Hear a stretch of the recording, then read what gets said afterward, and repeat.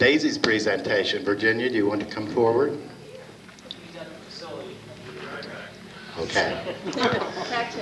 Well, wait a minute. I got the idea that maybe there were people all over the country, maybe even the world, who would want to say a little something or write a little something to her. And I happened to be talking to Crystal, so you can blame her for this too. I told her what I was thinking about, and she said, "Ginny, stop thinking and do it."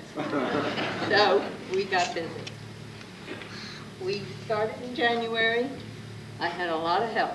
We looked people up all over. I had help from Bill Noonan and Andy Miller, who used the internet to find people. I had help from your staff. I had help from your family. Had not contacted them. They heard about it and they wrote to me and said, "We've got to do it. We want to be a part of it. I hope this is satisfactory." As I said before, we started in January. I talked to the last person, Doug Miller, last Sunday, less than a week ago, and he got me something, or he got you something. So read and enjoy. Oh, thank you.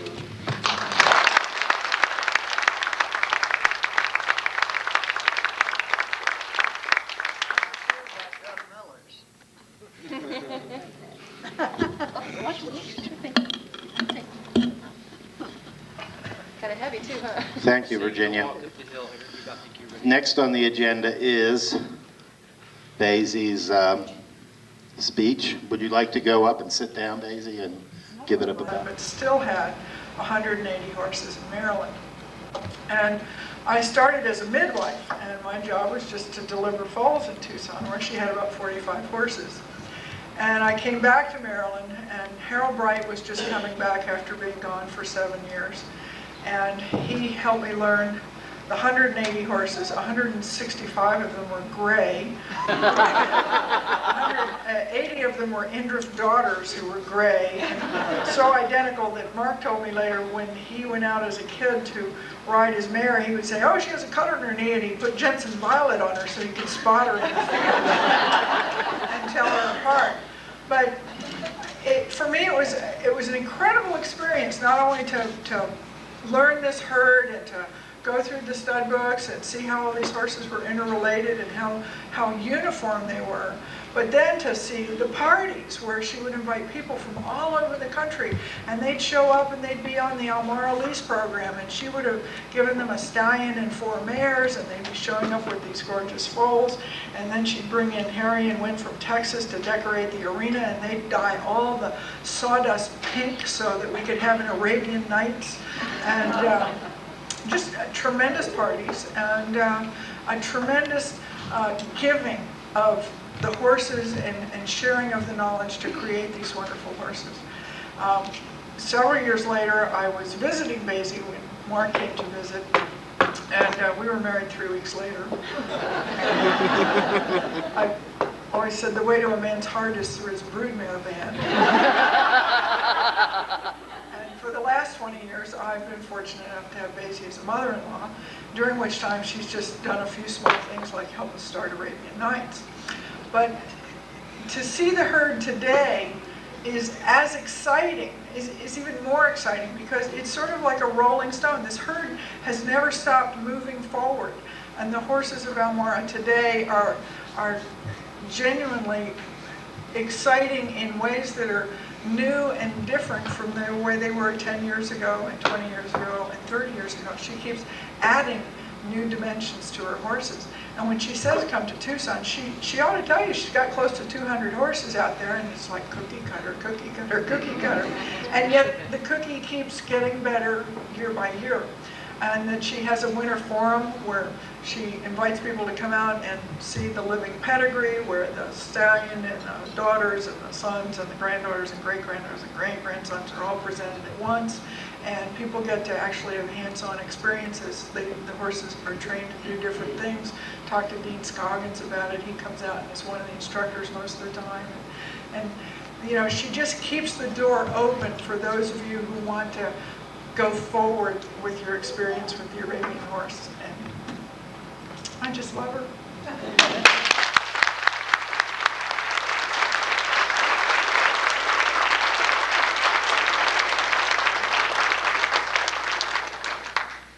can vouch for those wonderful times out in Tucson. And in Barnesville, I usually stayed in Mark's room when I was down there. So thank you, Mark. It's really a wonderful experience to spend the day with Bazy, and it's a real education as well as a fun time. I had lots of great times with Bazy and Tank, and I'm sure Tank's looking down and joining us tonight, appreciating what we're doing, and appreciating Bazy. Okay, the mic's open. Who would like to talk? Lois. Lois Selby Perry.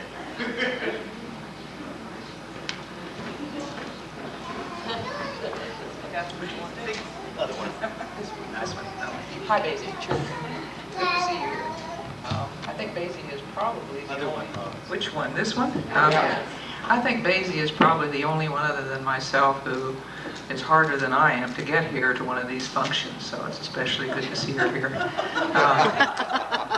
I don't want to speak institutionally about Bazy because of the enormity of the influence that Elmara's had on the breed industry in this country, but behind every success there is a person, and that person is the heart of the operation. And Elmara is Bazy, and it is a big, big heart.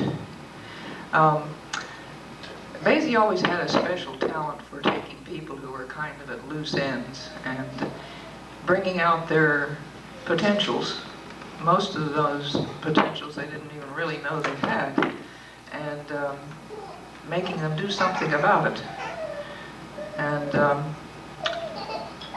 also, at the same time, she never really liked to see anybody wandering around unattached. So she was always finding men for me. There was this young vet by the name of Dr. Edelblut. Don't ask. Who found him yourself? I guess he found me, but you all gave some help. And he spent all of our time together lamenting his condition. He came from some dark side of life and didn't know why he was where he was, where he was. And he pursued it to the point where Tank ultimately nicknamed the good Dr. Edelblut Eagerbutt.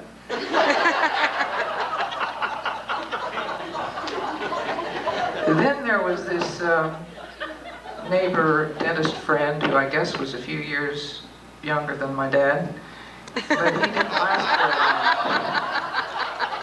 long. He didn't last very long because his colleagues embarrassed him out of robbing the cradle. So after that I went on the road for a while to try out a new program of being field secretary to the Horse Owners Foundation. I don't think I'll get into what happened with that, but in between times I was allowed to ride sometimes for Elmara, and the culmination of that was at the Madison Square Garden. We thought we'd really arrived when we got there. We hadn't been allowed in for the years prior to that, and I guess with the help of Arthur Godfrey, maybe the Arabians joined their show. And we were elated, but it really was a miserable place to take horses because they all were stabled down under the arena in levels like a parking structure. And there was no practice area. So you had to bring your horse out of the stable and slap a saddle on him and climb on it and ride up right into the ring into your class. And we all know what our Arabian horses think about that kind of a lifestyle. And they'd given me a young 3-year-old stallion to ride. And I guess he maybe had been in the ring before, probably at Elmara. And he thought when he hit that ring for the first time that, wow, finally, at last, I've been turned out to play. And through the first 3 classes, he bucked and twisted and humped and bulked, and I thought with each turn I was going to get the gait. But I suppose because we were new there and they were going to give us the benefit of the doubt, they left me in, and I didn't run into any other horses, so I kept to myself. And I finally thought, well, this is not going to go anywhere. I'm not going to have to worry about ribbons, so why don't I just see what I can do, see what manners I can get away with in public teaching him while we're showing in the classes. So each subsequent class got a little bit better, and he got a little bit smoother, and by the 8th class, which was the stake, he had worked out all his kinks and was going full blast still, and we ended up being reserve champion.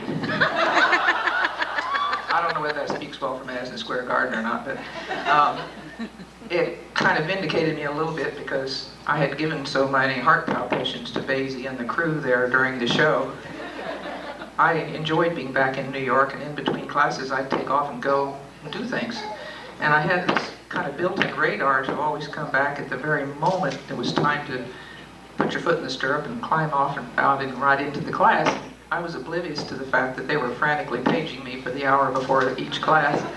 And finally Harold Bright would climb on, would run into the tack room and pull on his joggers over his cowboy boots and change hats and come with his shirt flying, and was just ready to get on the horse and mount when I would saunter up and climb on and go in. And needless to say, they didn't ask me to ride for them too much after that. But it was fun with the early development, the management courses, and as Bazy had told you, we could never, we tried hard, and Christy and Mark and Bazy and I gave a lot of fun things to a lot of the instructors, but we could never top the famous Lady Lodwick, who Bazy told you about last night and has developed a life of her own ever since. And Bazy always managed to somehow, because she was the host of the events, keep herself out of the firing line for these roasts. So I'm really pleased that tonight you caught up with her, and you're going to finish the job for us. And I'm going to sit back and enjoy it, and I thank you for that, and thank you that I've been able to have the time to share it with you.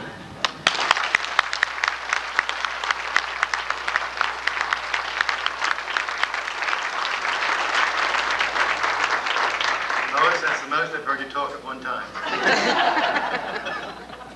Thank you. Who's next?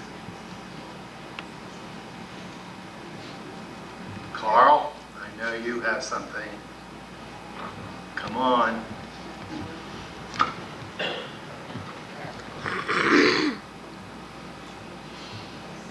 It'll take a while, but I'll get up there. Dean, you're next. She can worry too. Bazy, I wasn't prepared to talk this evening at all, but I do have one thing that always struck me as very peculiar. Bazy called me one time many years ago. She said, "Carl, have you got a place to sit down?" And I said, "Sure." She said, "Well," she said, "I want to ask you a question." She said, "How would you like to have a raffle son?" And I said, "Well, I'm sitting down. Yes, I would like to have a raffle son as soon as I recover." She said, "There's only one hitch." She said, "The gentleman that owns this raffle son is an old gentleman named George Thornton." And she said, "He's a wonderful gentleman, but she said, he's driving me crazy because he wants me to take this stallion. He can't handle him anymore." So she said, "If you go down to get him," she said, "you'll be doing me a great favor by getting George Thornton off my back." So I said, "Okay, we'll do it." Well, it turned out that we met this wonderful old gentleman. He became a very good friend of ours. Not quite as good as Bazy, but he became a very good friend. He was a nice man. We had a wonderful horse. When we went to pick him up, he was 27 years old. We had 3 foals by him. He was a dandy old guy. And I guess among the many, many other things that Bazy have done for us, that's one of the things I can thank her for. We had a racing daughter that she got for us. We had an old mare named Marak. Many people here know Marak. And we kind of got a a reputation for being able to get these old horses in pull. And Bazy had a dumping station. Whenever she had an old one she wanted to get rid of, she'd call Carl and we'd take care of it. And I'm not making light of this. It was a very wonderful experience for us. And I guess I can't thank Bazy enough for the past experiences we've had. She has been a wonderful friend of ours for over 40 years. We've been blessed with her friendship, and I'm sure that many people here have also. And I hope it goes on forever. Thank you.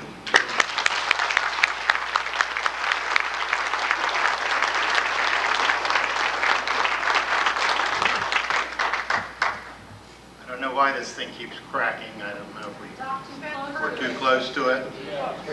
Move it back. Dean, you have something to say? Oh, boy.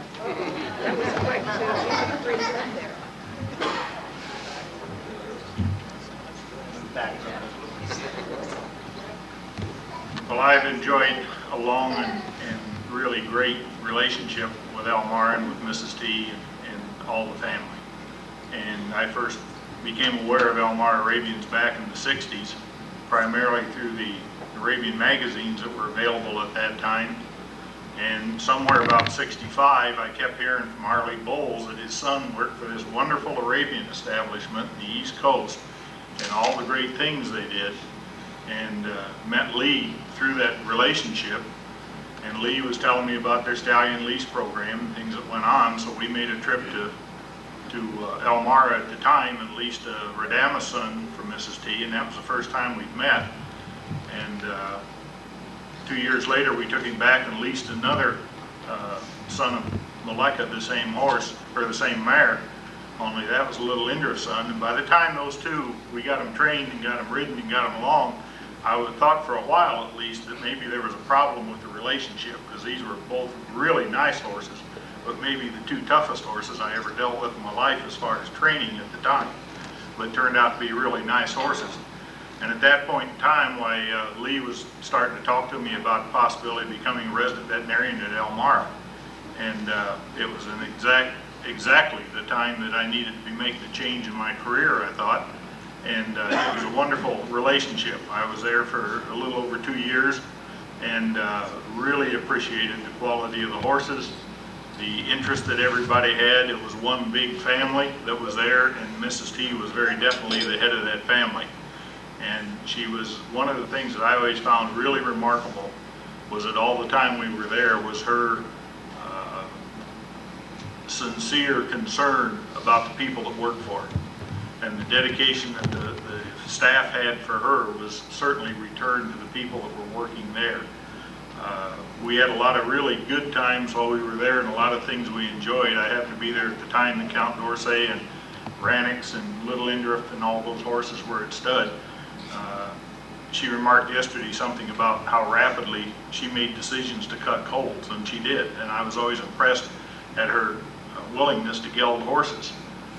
One morning I know I walked into the office and she gave me a list and she said, these are horses that sooner or later when you get around to it, we'd like to have them gelded. And I said, okay, and it was a list of 18 horses on there, and there was 4 ponies that were out at a farm out south, so there's 22 head of horses on there. And left and went about her work that morning, and I came in at 1 o'clock and she says, Dean, by the way, she said, when you get ready to cut those horses, she says, wait on this one stud, we've got a call from New York and the fellow up there might be interested in you.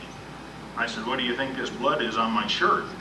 After that, she was very careful about offering to geld the horses. She wanted to rethink it because we had 22 new geldings on the place at noon. Oh, God. And I think that over the years, as I say, it's been a wonderful relationship. I've thoroughly enjoyed it. I've enjoyed all the opportunities that she's provided for myself and my family and the things that we've done. We did go to England and look at some stallions for her, and that was an interesting trip in itself. And we looked at 7 or 8 horses while we were over there. I am claustrophobic, and I don't fly well. And halfway across the Atlantic, I decided I wanted off that cotton-picking airplane. They didn't provide chutes, and they didn't provide parachutes, so there was no way to get down. The elevator was stuck. So I opted for 2 Jack Daniels and then made it on a cross.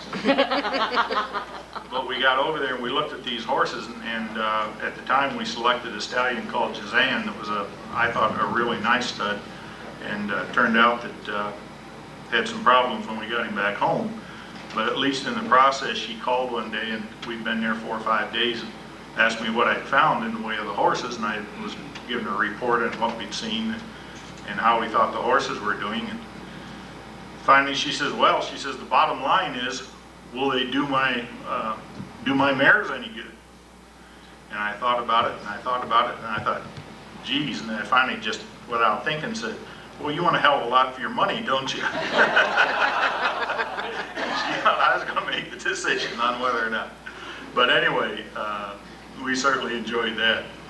And over the years, we've been involved some with the forums and some of the other things that have gone on in Tucson and in Flagstaff. When I left Elmar, I went back into private practice. And within about 2 years after that, she decided to move to Tucson. And unfortunately, I never had that crystal ball that made me aware she was going to move to that part of the country. I might have changed my mind about being in a hurry to go back to the Midwest and grass and humidity if I'd known she was going to go to Arizona. But I thank you very much for the opportunity that we had and for the relationship that has gone on over the years. And as the previous gentleman said, I hope it continues for a long time. Thank you.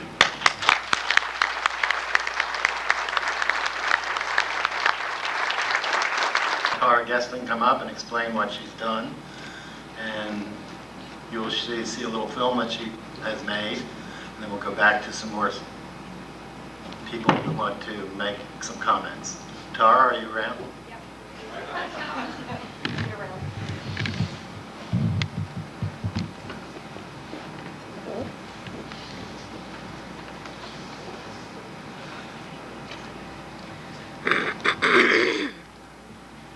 Last year, when we decided that we were going to honor Bazy, I decided to come up with this kind of different project. And I thought, oh wow, Elmira, they've got so many photos. All these years they've been taking photographs, they've been doing all these things, there's got to be photos everywhere. So I thought, okay, I'm going to put together a timeline video of Bazy's life. And I figured this is going to be real easy.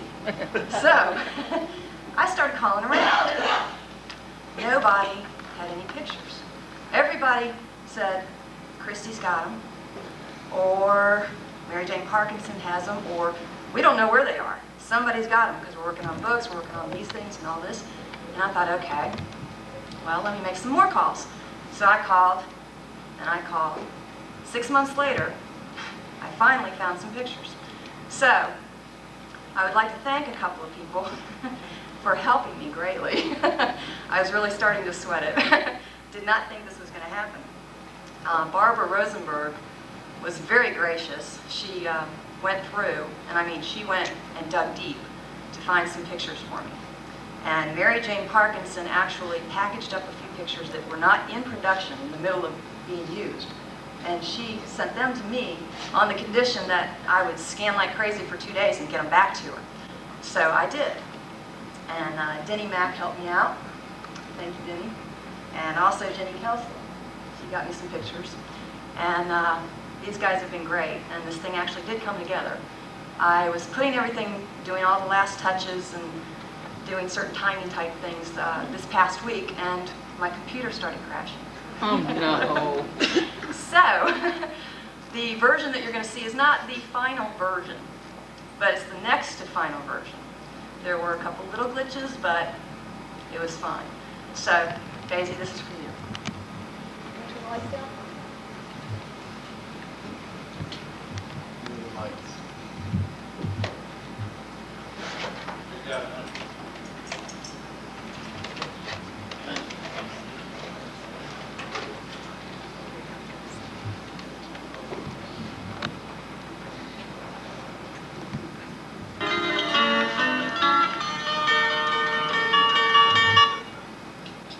Oops, sorry.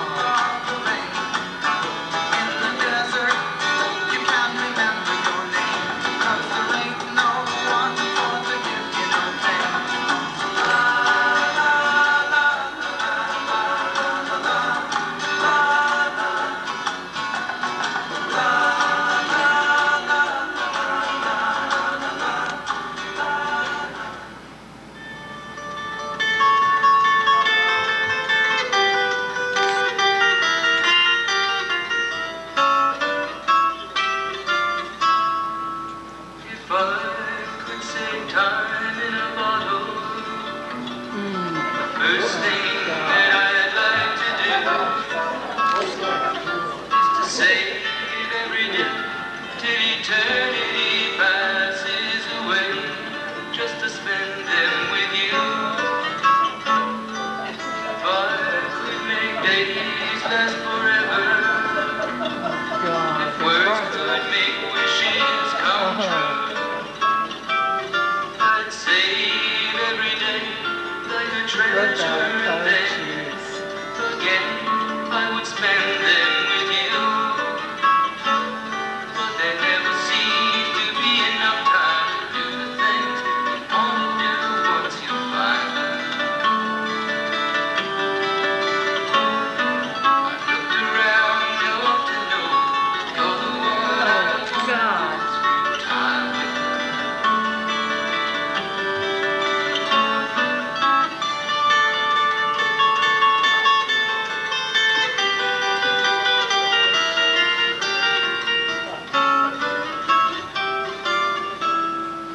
If I had a box just for wishes and dreams that had never come true, the box would be empty except for the memory of how they were answered by you. But there never seems to be enough time to do the things you want to do once you find them. Used to cry, used to bow our heads then, wonder why. Now you're gone, I guess I'll end love. Make the best of what you left to me, left to me, left to me. I need you like the flower needs the rain, you know. I need you, 'cause I'll start it all again, you know. I need you like the winter needs the spring, you know. I need you.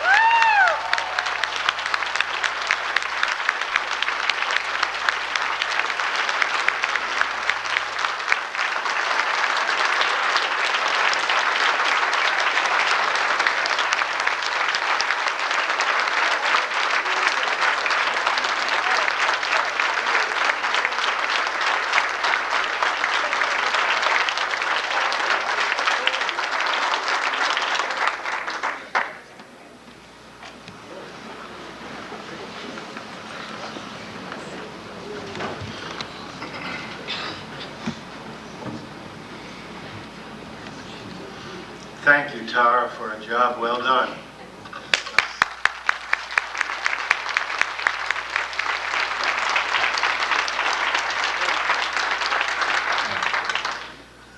so much talent in this group and so much ambition.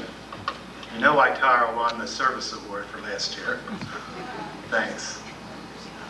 We'll correct Selmage's name too. That was written on the back of the photograph, and she said, "Who is this horse?" I think it's Selmage, but that's not what it says. So I put on it what it says, and I'll correct it in the last piece. Are copies available? What I thought was nice is that you identified the horse, but not Senator Goldwater.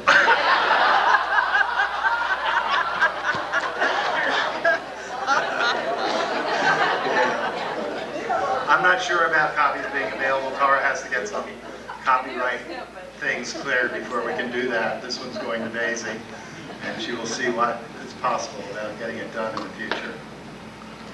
We have lots and lots of things to put on video that this organization has done, and they're going to be really valuable resources for the future. And that's something that our archives will be utilized for. Somebody had said they had some really good home movies. Who was that was talking to me today? There you are, the Rinslers. We're going to get some of them put onto some videos too, some really, really great stuff. Okay, who's next? Bill Trapp, I'm sure you have something to say about Bazy. No? Oh, here comes somebody. This guy won that Raffles placematic. He was stuffing the ballot box for that. Congratulations on getting it.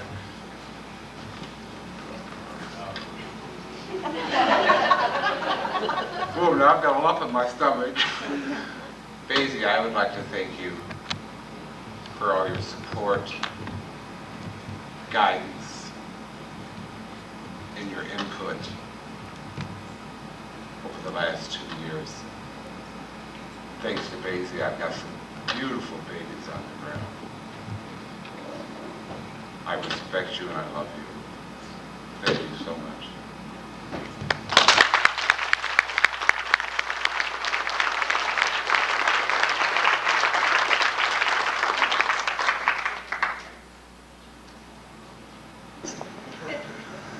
She was so excited that Bazy was coming that I've heard about it for a year.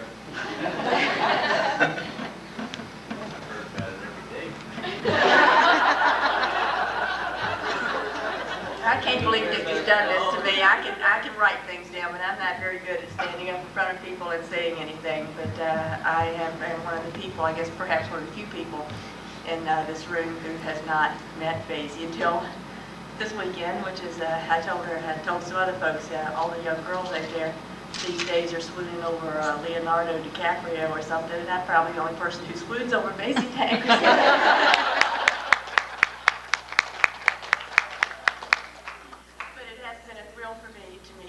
When I was a young girl, I had no horses. My father thought that we would grow out of this, whatever it was that afflicted us. And so we just kind of begged, borrowed, and stole and bought Air Force magazines off the newsstands when we could find them. You still are. Yes, I won some today in the raffle. But that was my exposure to Arabian horses and Walter Farley. I read every Black Stallion book as soon as it came out, just like everybody else. And I looked from afar and admired from afar. I went to the Virginia horse shows and saw Elmira Urca and Elmira Rala, and that fixed in my mind what Arabian horses are supposed to look like. And finally, when I was about 40, I was able to get my first Arabian, who I love dearly. And then I saw some of the other Arabians out there that didn't look like the horses that I grew up with, but I was glad to find all of these people who still are raising and promoting those horses, and I have admired Bazy. I moved from Richmond to Maryland and in 1976, and she moved to Arizona in 75, so I missed her. But I do hope, now that I've at least met her, I do hope that one day I'll get to go out to Arizona too and be there with those horses. One of the other thrills of my life was in Craft Celebration #1 when I met Mark. And this Sunday morning I said, "Mark, would you come and look at my stallion and tell me what you think of him?" He says, "Only if you promise to speak to me afterwards." I did promise, and he did come and look at him, and he said, Mother would like you. And that's all he had to say. I walked on air for the rest of the meeting. And today I got to show Bazy a picture, and she said he looks like a pretty good horse. And that just, I'll be walking on air for the next month and a half now. So thank you, Bazy. I'm glad I finally got to meet you, but I want you to know that there are many other people out there. I know you've got all these friends who tell you how much you've done for them, but there are so many other people out there like me who have yet to meet you, who you have made a big impact on, and who are most appreciative of all the things that you've done. Thank you.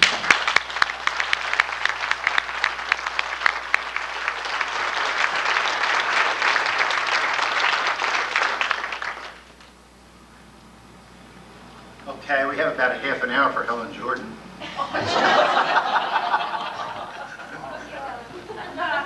got a golf cart.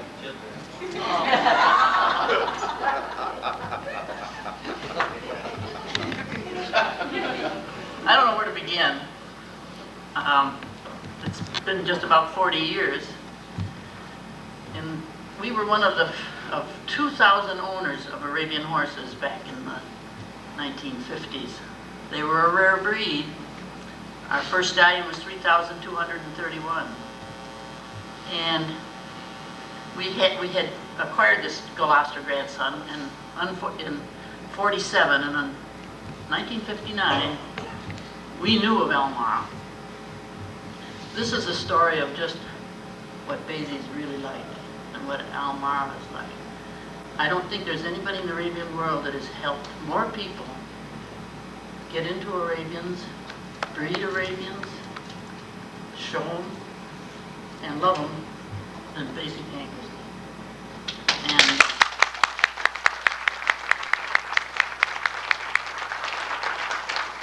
you didn't have to be a Rockefeller.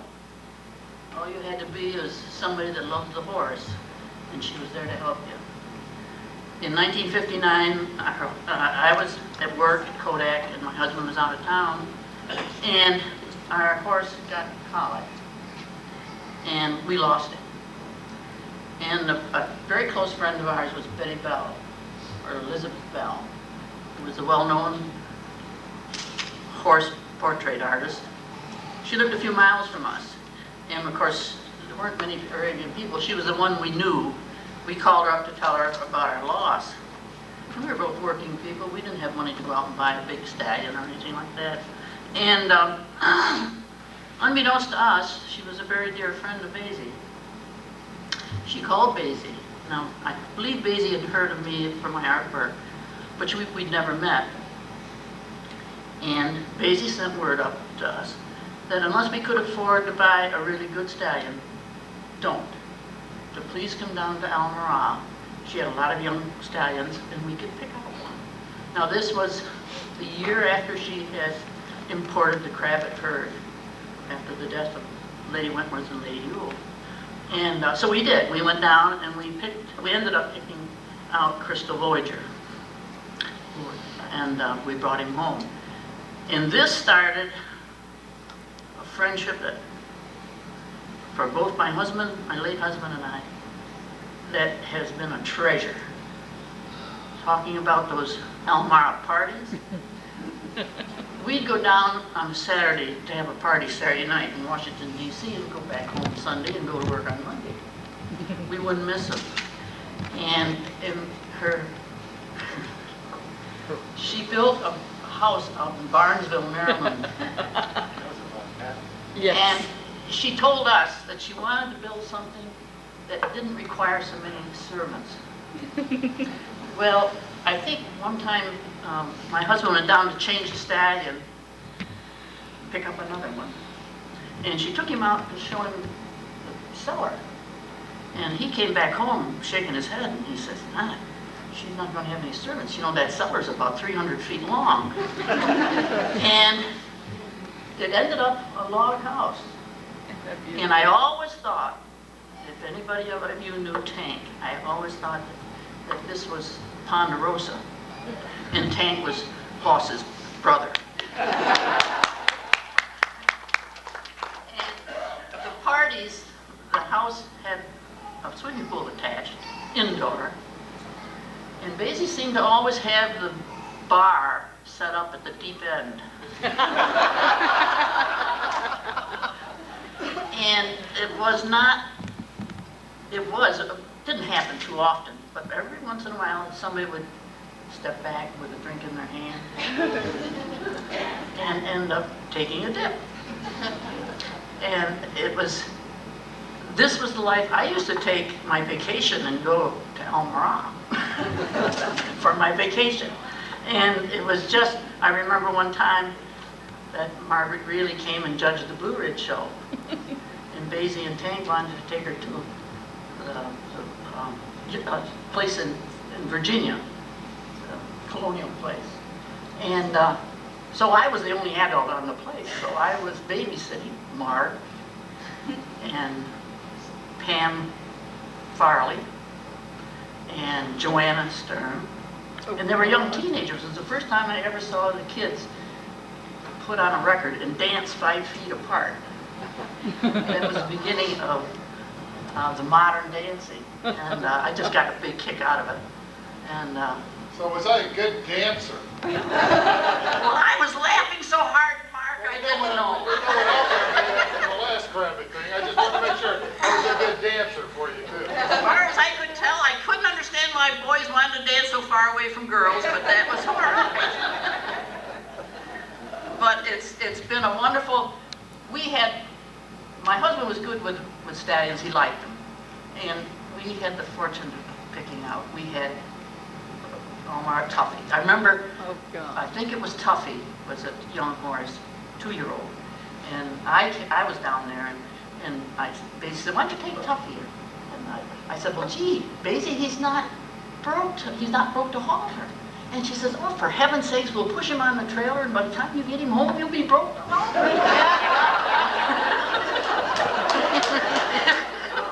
And he was. There are so many, I remember one time, I don't want to take all night. There was one time, Bazy said, let's go to the Washington Zoo. So we went to the Washington Zoo. I'm sure she's forgotten this. We were walking along, and she had bought a bag of popcorn or peanuts, I forget which. We were walking along, and we came to this big bear. I think it was a grizzly, sound asleep, with his head facing the wire cage, about, from here to Tara. And we stopped, and she took I think it was a peanut, because she took a peanut and she threw it at this bear. It rolled along the cement. The bear now was asleep, we thought. His eyes were shut. And as it got to his nose, the mouth came. Went right in. And then he never did open his eyes. And we both just stood there dumbfounded. But just those little things. Remember one time, we were out at Barnesville, I was, and this Volkswagen came in, a white Volkswagen with flames painted on both sides. Flames. And out stepped the owner of Alma. And I thought, gee, I thought, I got kind of a kick out of it, because I've got a good sense of humor. And I thought she was alone, but I realized then that Bazy never goes any place on Elmira without at least a half a dozen dogs. And out of that car came all these miniature dachshunds, retrievers, whatever. And of course, Bazy had gotten out first. And I think she's the most, laid back, funny individual I've ever met. And I've thoroughly enjoyed it. I could go on and on and on, the experiences I've had at Elmira. But she has done more for people like me in the Arabian world than anybody that I know. Bazy, I love you.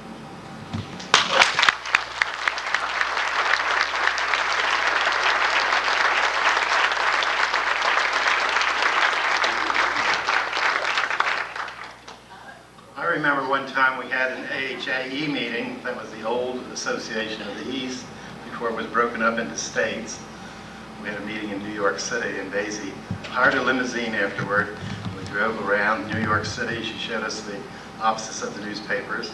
Then she wanted to go into Greenwich Village on a Saturday night. And this was the hippie era.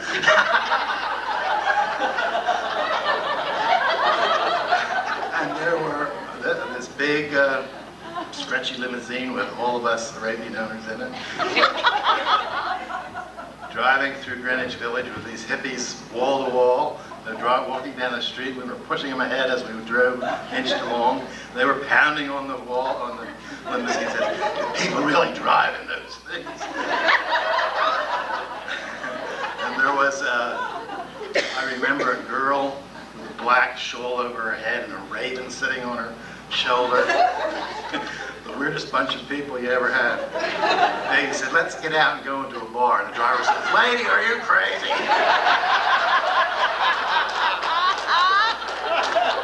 He wouldn't let anybody out. So that was one of our vivid memories of an old Arabian horse meeting. I remember also Bazy telling about the time Carol Chapman and Louise Donahue came to one of the sales and afterward went touring in Washington, one of the Almara auctions they came to. And I think Carol had her poodle and dyed pink, and she was dressed in pink. And Louise had her poodle dyed lavender and was dressed in lavender. And if you know Carol Chapman, that was a sight to behold. And I think more people saw them than saw the Washington Monument that day. Bazy, I remember Bazy telling me about that, so it was a good, I could picture that very easily. Okay, who's next? Virginia.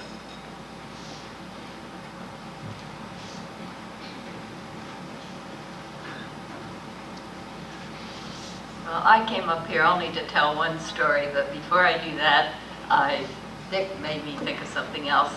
I remember going down to Washington to help ride some horses in the Washington International Horse Show. And I am the kind of person who likes the country roads. The less traffic, the better. Well, Bazy said, "I have a job for you. You're going to drive a trailer from Almara to the Armory in Washington, D.C.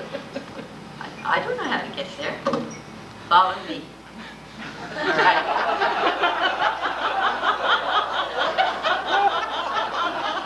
When Bazy sees a yellow light, she goes through.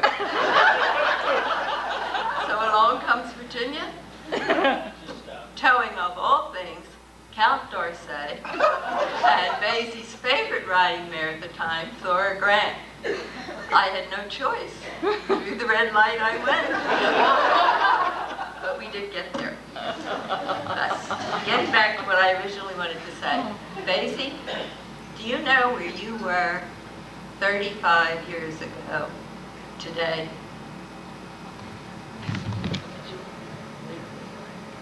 You were in South Woodstock, Vermont. You had just finished your first 100-mile trail ride. We called them endurance rides then. And remember when we arrived at that ride, the people, we put the horses in the stalls and all the New Englanders flocked around and they looked at these horses and they said, "My, what pretty little show horses." But they're not cut out for this.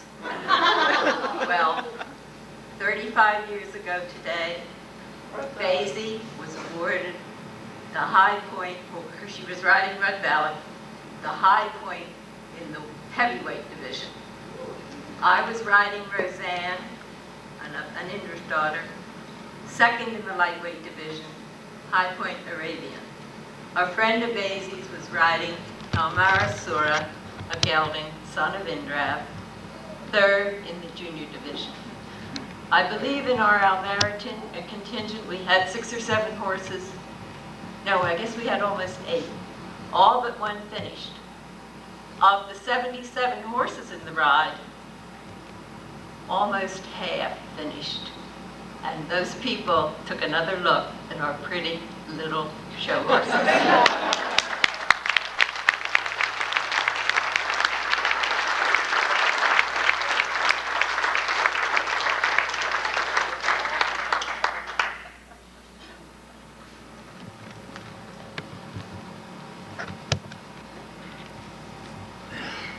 Okay.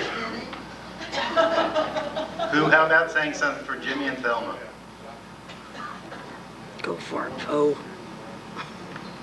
Jimmy and Thelma Dean's granddaughter.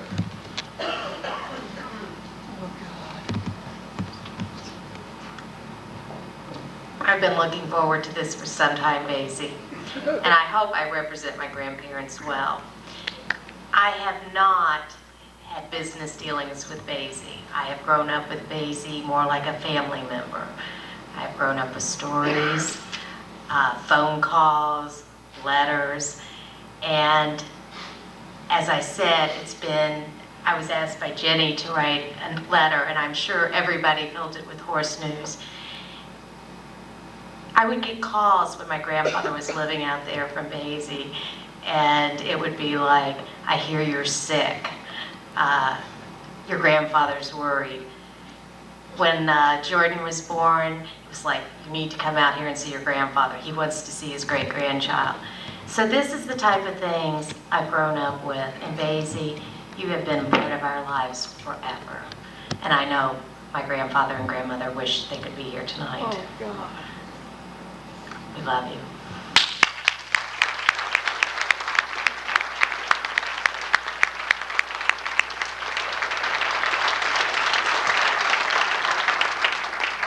Helen Lodwick.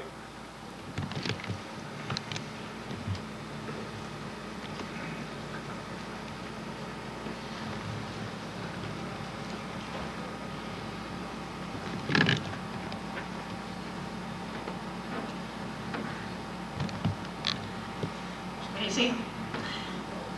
I always wanted to meet Bazy. So Dick said, well, we'll go see Bazy. We had driven all night, been to meetings. We went to the farm and saw some horses. Went in the house. Bazy put a little puppy on my lap by the fire, and I promptly went to sleep. So the next time we were going, she called and said, put your wife to bed and let her sleep so she'll stay awake. So that was my first visit with Bazy. Bazy used to call me and ask me to go trail riding on the trails. I'd love to go, but here I am pregnant. I declined. After 4 pregnancies, I called Bazy. Let's go for a trail ride. Well, she said I had influenza, but now I find it's not influenza. Later she had Tiffany. We never did get to trail ride together. We had lots of good times. Thank you.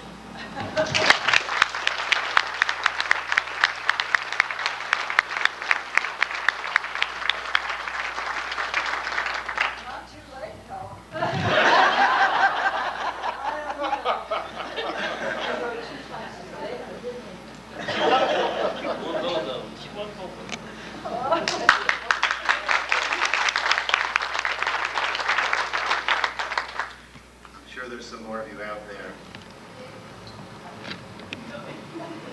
Come on.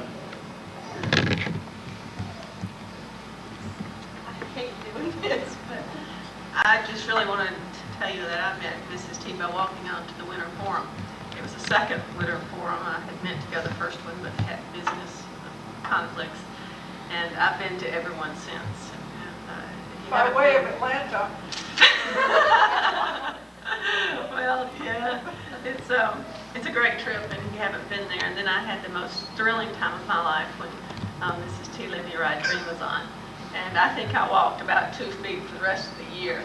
And that's still, when I think back over my life, that was one of my most wonderful moments, and it was quite an honor. And I appreciate you and Mark for everything that you have done for my breeding program. And I love you. Thank you.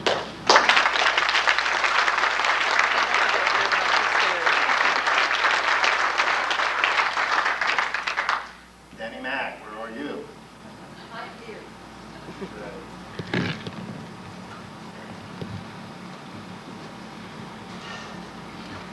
I was going to get up here before they showed the film, and then afterwards I couldn't talk. People have gotten up here and they've used the words relationship and influence, and I think I have to say that I am probably the most influenced person standing here in this room today by Bazy and Christy and Mark, and I kind of grew up at Elmira, and they're my family. I was plopped in Washington, D.C. at the age of 14, coming from a little tiny town in Oregon. And I had to give up my horse when I left Oregon, and I went kicking and screaming, and I wasn't a happy camper. And my dad had been in Washington before my mother and I arrived, and he had met Mrs. T, and she had horses. And so she said, bring your daughter out. And I came out, and I don't think I ever left. I've listened to Helen, and I've listened to all these stories, Jenny's story about the Vermont ride, and I was the 7th horse that didn't finish.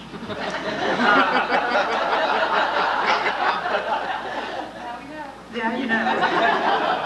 And he was an Indra son, too, by the way. Indra, I'll never forget him. I got married in the log house, and promptly 7 years later got rid of my husband and bought another horse.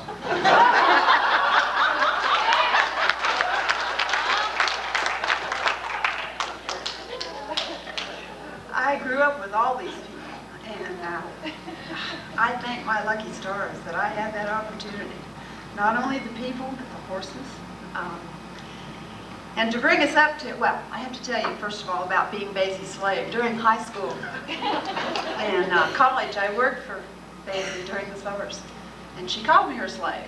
And I sort of was, I guess. You never knew, I never knew what I was going to be doing from one minute to the next. It might be washing the doxies one minute, and the next minute I'd be going down to the Senate to take notes at a Senate hearing. One time she sent me to a show with some of the Bright kids, and Joanna, I remember Joanna was in the station wagon, and I was hauling 2 stallions. Now keep in mind folks, I'm only 17 years old doing this, and we get in the Baltimore Tunnel and the 2 stallions start fighting in the 2-horse race.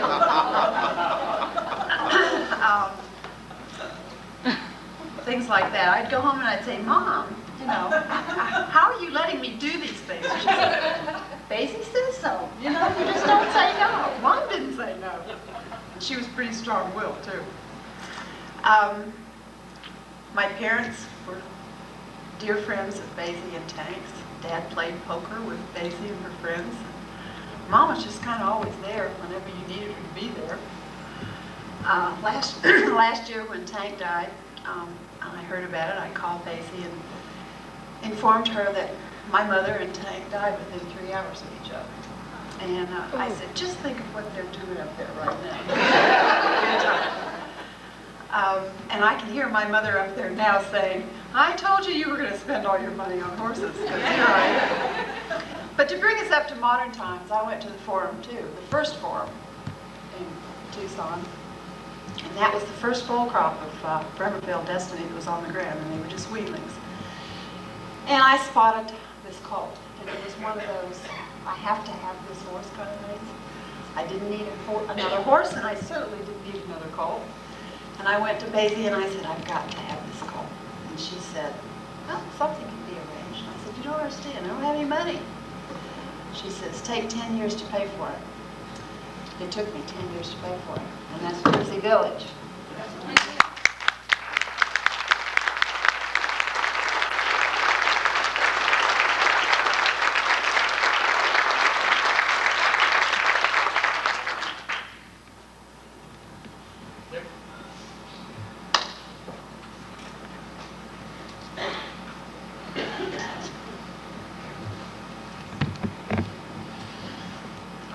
Humbled by the legends and the get and produce of legends present in this room tonight. And what I have to say to Bazy is short and sweet, I hope. I became hooked on the Arabian horse by Elmira Rapid, who Dr. Scoggins was a son of Maleka, and Canadian Bow. Not by Canadian Bow, I became hooked also by Canadian Bow. I became hooked on Arabian People by Virginia Kelsall and Bazy Tankersley. Thank you.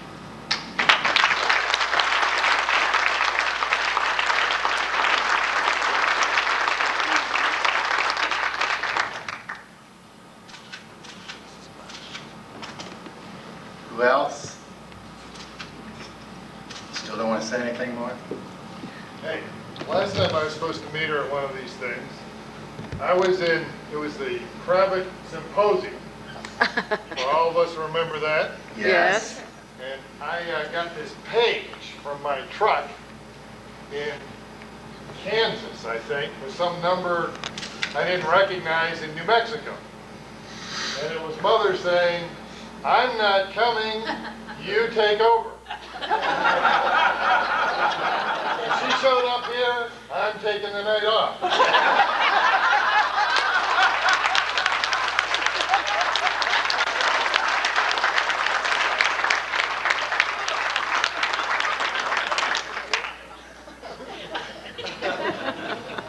Dr. Aldred, you have anything to say for Bazy?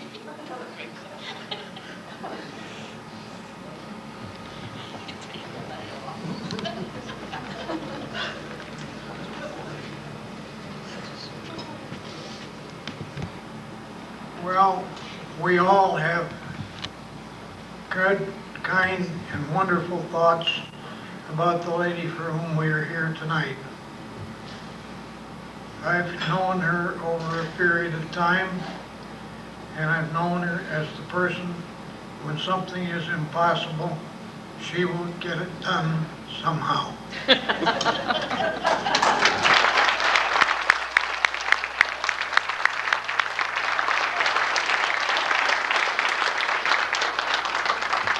Bazy, I don't think any of Harold Bright's family is here tonight, but they immediately wrote letters and responded with love and gratitude to you, the whole Bright family, including Louise. And that speaks well for a relationship of many, many years with you and that family. They love you. They truly admire and love you. Well, I'm sure that anybody who knows Elmira knows there wouldn't have been an Elmira without Harold Bright.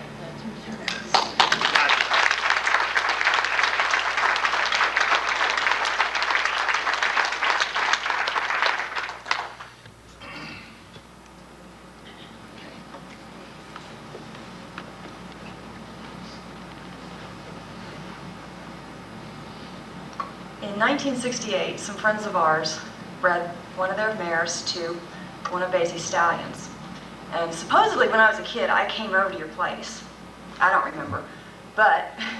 Impressive, wasn't it? Got me. Anyway, in 1970, Christmas Eve, a horse trailer pulled up to our house. And it was this little mare. And she was my Christmas present. And I still have her. She is a Nautilus daughter, and I've had her since she was 2 years old. I trained her, she was my trail buddy, she did everything with me. And you don't know how much you influenced my life. Thank you. A year or so out there with him.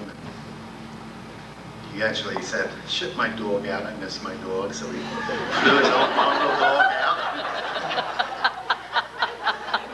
One day we drove out there, or flew out there for something, and we visited with Randy and Josephine, his dog. It was a black and white old mutt that somebody had thrown out of the car driving past our corner one time. But it was Randy's buddy. And there Randy was, living the life of a bachelor in a room, taking a bite of a bologna sandwich and giving Josephine a bite. And living a good life, learning about the horses. He did learn a lot from Harold, and I know he is truly appreciative of all the opportunities you made available for him. Would you like to say a few words, Randy? Come on. Come on, Randy.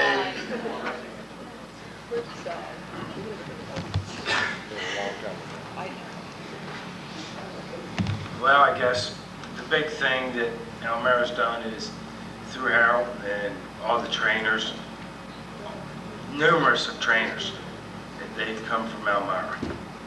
There's phony trainers, but they're real horse people, and they're as good as your horses. That's what I have to thank you.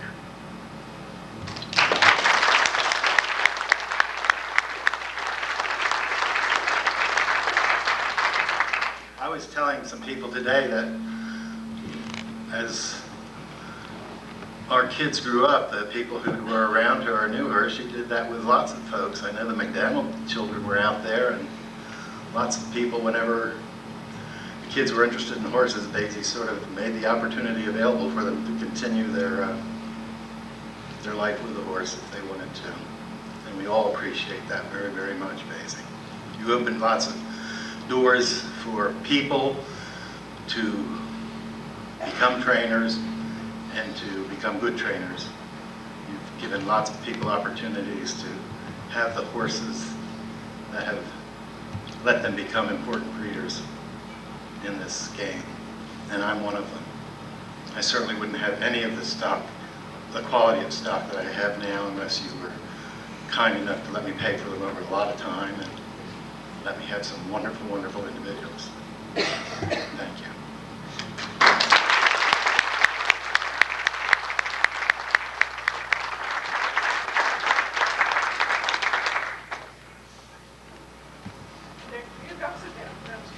I have to add a postscript because everybody's getting real serious, and Bazy has such a humorous side. I know she does. I mean, this is a lady that at a horse show where someone had the audacity to bring out the Green Hunter for about the 12th horse show in a row that he was winning.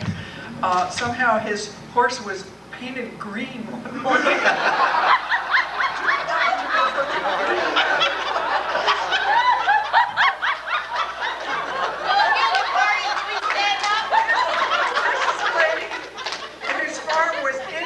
Where they were building the Beltway in Washington, D.C., and the surveyors came up and knocked on her door, and they said, the stakes that we put out every day have been torn up for the last 2 months, and your kids are doing it, and you're going to have to do something about it. And she says, how do you know it is my children?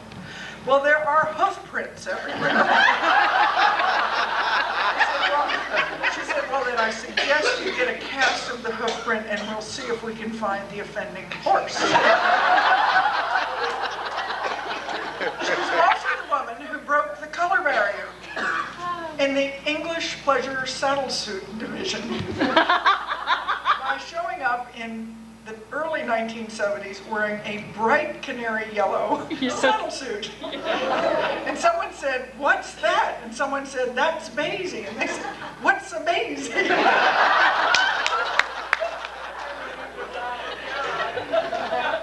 When she moved to Arizona, her neighbor said, I have an Arabian mare. Would you come look at her for me? And she went over and looked at the guy's mare. And as they left the yard, she was very silent. And he couldn't resist turning to her and saying, well, what do you think? She said, I think that your farrier does a beautiful job trimming her feet. Say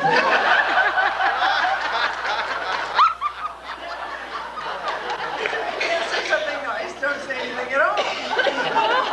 I was sitting with her at Scottsdale once, so we're sitting around the stalls, and I mean, she's looking at the 12,000th baby picture of horses that people are bring up to show her all the baby pictures, and she's very patient and loves to look at them. And someone comes up to her and says, Bazy, I saw you in the amateur to ride class. She goes, yes. She says, well, after all these years in the horse business, I can't believe you ride as an amateur. And Bazy looked at her and said, well, obviously, you've never seen me ride.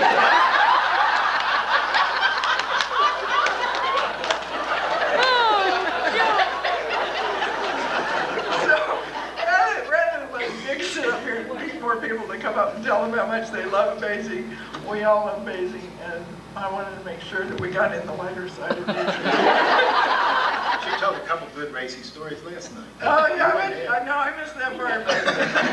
You know, this is a lady who married a man who would put on a pair of gloves to pet a dog. This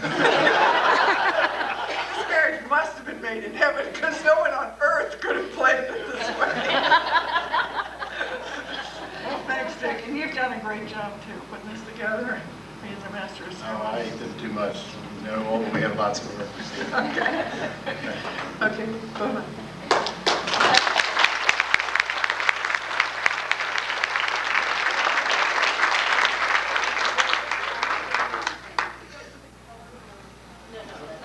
We're going to have a few more, so if you've got your courage up, come on. Well, as many of you know, I'm not a particularly serious person.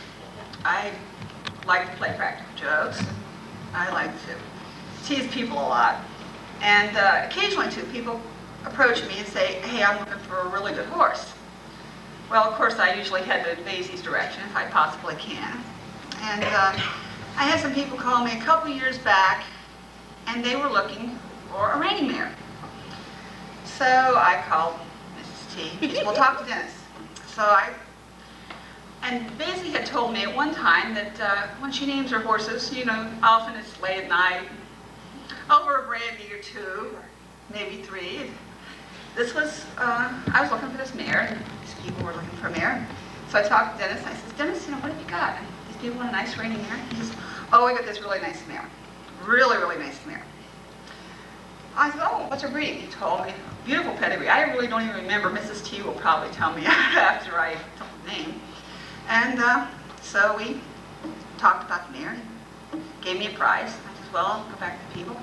What's the mare's name? He goes, oh, this is a very nice mare. You're going to love this mare. These people are going to love the mare. And I said, well, it's really, really nice. So what's her name? She's a really pretty mare. She's just a beautiful little mare, and she's good. Dennis, what's her name? And I never did get her name for a long time. And I finally sneaked to look at the sales book. And it was something like, Elmira frickin' France? I'm not sure that's exactly it. Bazy, how many late night brandies does it take? Oh, that's Mark's. It's not brandy, it's Dubonnet. Dubonnet is the proper drink for naming horses. All right. That definitely took more than a few. But Bazy, thank you so much. You have done so much for me and for my breeding program. And I am so happy with my filly, which I was able to proudly display as part of the Elmira group today. And thank you for everything, and thank you for letting me ride your beautiful, wonderful horses when I was out at the ranch. And thank you so much.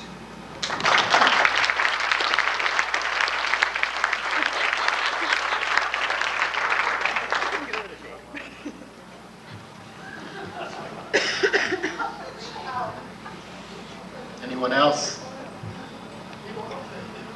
You saw a picture of Nadiria, just a minute ago. Saw a picture of Nadiria in that film, and we bought her at one of Bazy's auctions.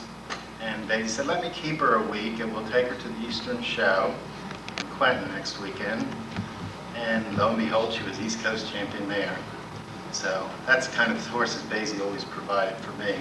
That mare went on to become an important brood mare, and we still have a strong line to her through some important individuals in our herd, sires and dams. I just want to say one quick word here. There's something that all of us have to keep in mind, what a marvelous job this wonderful lady did in promoting the Arabian horse.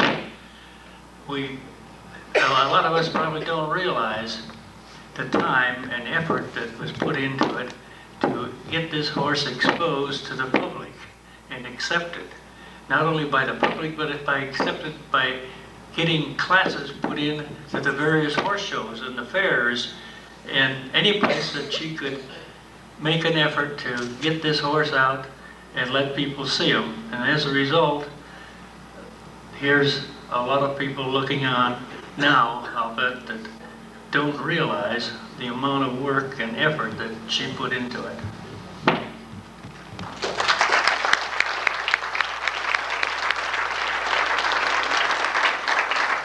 I'll second that. There's nobody in the world who's done more for the Arabian breed than Bazy Tankersley has.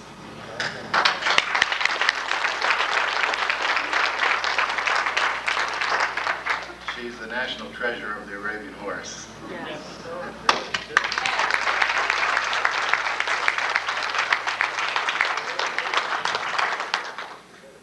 Well, unless somebody else steps forward quickly, we're going to wind this down, and I want to thank you all for coming, and I want to thank Bazy for making the long trip and coming east. Some more? Yes, I am. But before we close, this is the time we announce the 1999 honoree for Lifetime Achievement Award in breeding and promoting Arabian horses. And that's our wonderful Dr. John Aldred.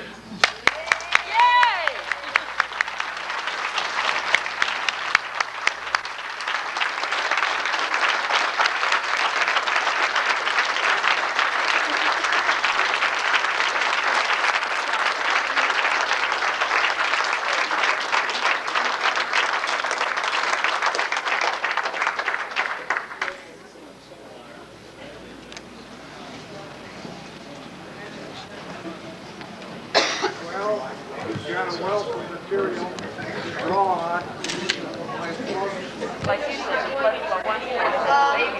I do not just sell horses. Yeah.